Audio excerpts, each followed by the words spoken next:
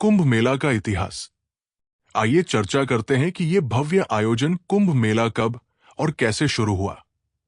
पौराणिक कथाओं के अनुसार दुर्वासा मुनि के शाप की एक कहानी है, जिसके कारण इस भव्य आयोजन कुंभ मेले की शुरुआत हुई। एक बार दुर्वासा मुनि ने देवताओं को श्राप दे दिया। उसके शाप के कारण उन्होंने अपनी ताकत खो दी। अपनी ताकत वापस पाने के लिए वो भगवान ब्रह्मा और भगवान शिव के पास गया। उन्होंने देवताओं को सलाह दी कि उन्हें अपनी ताकत वापस पाने के लिए भगवान विष्णु से प्रार्थना करने की आवश्यकता है। भगवान विष्णु ने उन्हें दूध का सागर मंथन करने के लिए कहा, जो उस समय अमृत पाने के लिए क्षीर सागर के नाम से जाना जाता था। ये उनकी ताकत वापस पाने का एकमात्र समाधान था।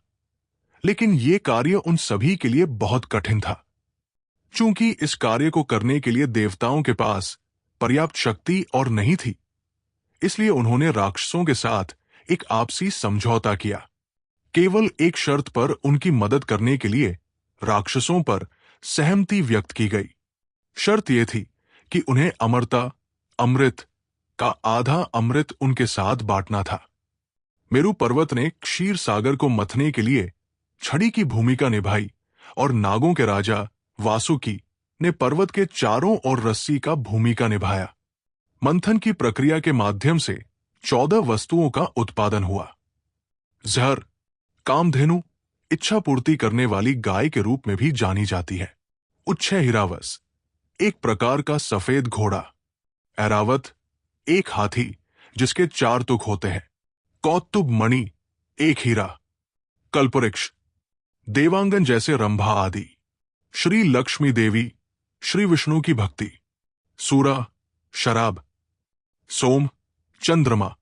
हरिधनु, एक दिव्य धनुष। एक शंख। धनवंतरी, अमृत कलश या अमृत कुंभ, अमृत का घड़ा।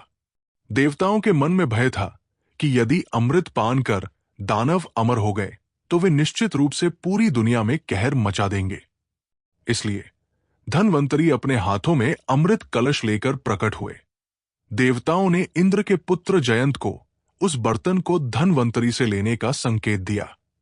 उस अमृत कलश को पाने के लिए दानवों और देवताओं ने लगभग 12 दिन और साथ ही 12 रातें लड़ी।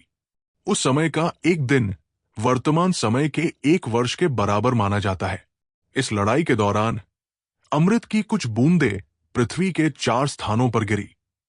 वे स्थान थे प्रयाग, हरिद्वार, उज्जैन और नासिक। इसीलिए इन 4 स्थानों पर हर 12 साल में कुंभ मेला मनाया जाता है।